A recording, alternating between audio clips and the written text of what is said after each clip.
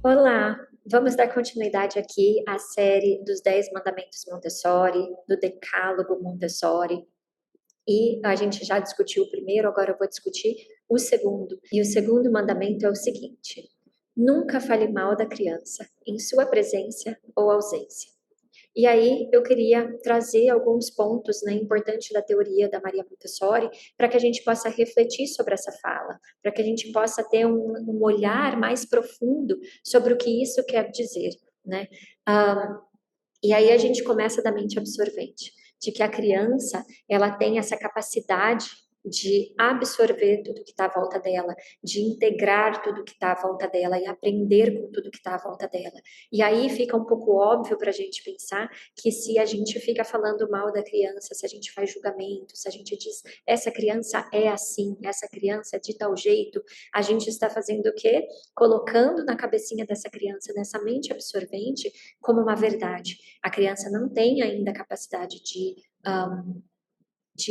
se defender, de perceber não, de julgar, né, de pensar não, eu não sou assim, ela acredita na gente. Então é importante que a gente entenda isso como algo que a gente não somente diz sobre a criança, mas a gente coloca a criança como está fadando a criança a ser aquilo. Quando eu digo, ela é terrível, ela é muito teimosa, ele é muito difícil, a gente está reforçando para a criança que ela deve manter aquele comportamento, porque isso passa a fazer parte da identidade dessa criança.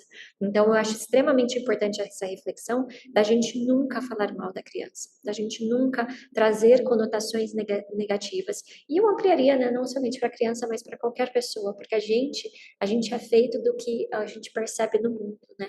Do que a gente vive no mundo. A gente se transforma de acordo com o que o ambiente espera da gente. Eu sempre falo isso, né? Imagina se você fosse jantar com o rei, né? Agora não é mais a rainha, se você fosse jantar com o rei, como você não ficaria todo enrijecido, tentando ali cumprir com as normas, tentando ser respeitoso.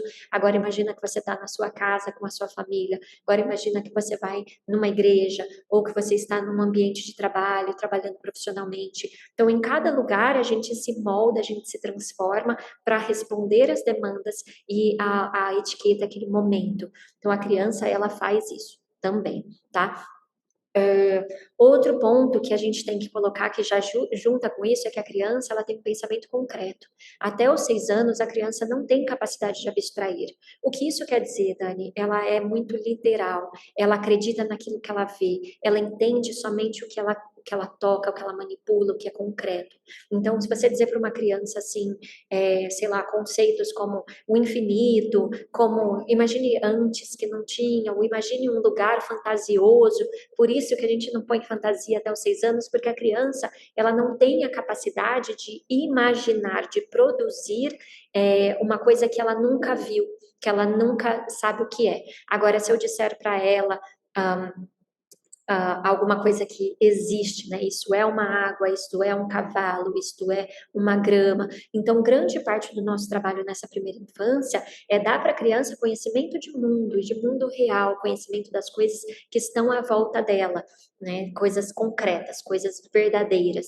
E por isso que a gente tem alguns problemas aí, em que a criança, quando ela tem terror noturno, quando ela tem medo, quando ela desenvolve aí fobias. Por quê? Porque essa criança ela teve algum contato com alguma coisa fantasiosa e isso se tornou realidade. Então, às vezes a criança, ela morre de medo do bicho-papão, ela morre de medo de porque tudo que ela ouve, tudo que a gente põe para ela, interpreta como verdadeiro, como algo concreto, como algo real. Ela ainda não consegue imaginar, né? Não, isso não existe. Isso não é real. É difícil para a criança entender esse conceito. Então, por que que eu estou dizendo tudo isso? E por que que isso está relacionado com o segundo mandamento? Justamente porque quando a gente fala mal da criança, ela vai absorver isso como uma verdade, como algo que é, não é algo relativo, não é um pensamento meu, é algo que ela acredita, que acontece. Então, a gente não pode colocar esse tipo de conotação, porque a criança vai construir ali a autoimagem dela, né? O pensamento dela e já ligando um pouquinho com isso, ela ama o adulto. Ela quer agradar o adulto. Então, muitas vezes a criança, ela faz coisas para nos agradar. Ela faz coisas para que a gente fique feliz.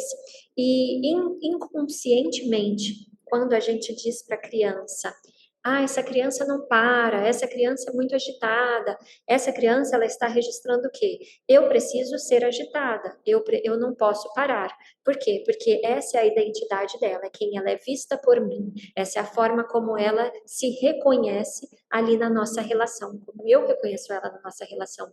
Então ela vai começar a agir e se comportar de uma forma que reforce essa minha crença, que reforce essa minha fala. Então, gente, não vamos falar mal da criança. E por que que a gente não vai falar mal da criança na sua presença ou na sua ausência? Porque, como eu falei, a criança tem mente absorvente. E a mente absorvente, ela capta e absorve tudo. Eu costumo dizer que a criança ela não tem filtro, ela absorve tudo. A nossa cabeça de adulto, a gente já compartimentalizou tudo. Então, se eu estou aqui falando com vocês, eu não estou prestando atenção no barulho externo, eu não estou pensando em outras coisas, eu filtro o que está acontecendo, eu foco nisso daqui. Agora, a criança não, a criança, ela fica facilmente estimulada porque ela não tem filtro, ela aceita todas as coisas, ela recebe como uma coisa nova. Então, por exemplo, uma criança que está numa sala, que está com a TV ligada, que tem dois adultos conversando, que tem uma música tocando, que ela está fazendo uma atividade, que tem alguém interagindo com ela não está prestando atenção somente na pessoa que está interagindo com ela. Ela está absorvendo também a TV do fundo, a música do fundo, a conversa que está ali. Então, às vezes, a gente acha que a criança não está ouvindo, a gente acha que ela não está absorvendo, mas ela está. Ela está registrando tudo, ela está captando tudo. E ela está organizando ali na memória dela.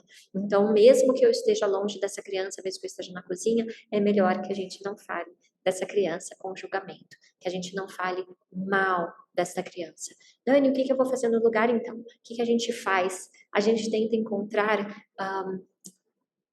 pontos, né, de melhorias, todo mundo tem pontos de melhorias, todo mundo tem aquilo que precisa ser desenvolvido, e isso muda de criança para criança, e por isso que não é legal a gente ficar comparando ninguém, e a gente pensar em o que a gente pode fazer a partir daquilo.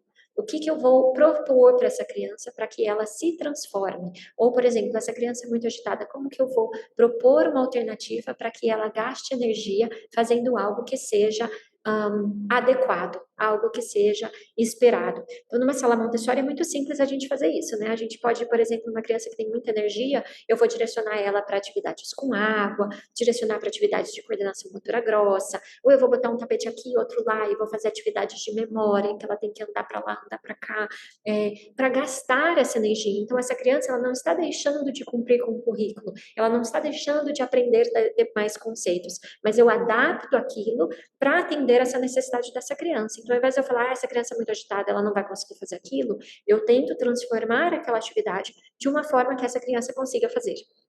E de uma forma que ela possa fazer com propósito, respeitando as suas limitações e as suas necessidades, tá bom? Então, essa é a ideia aí do segundo mandamento. Eu espero que vocês tenham gostado. Se você tem alguma reflexão, algum comentário, por favor, compartilhe com a gente, escreve para a gente continuar crescendo em reflexão, em conversa, tá bom? Então é isso. Te vejo na próxima, no próximo mandamento.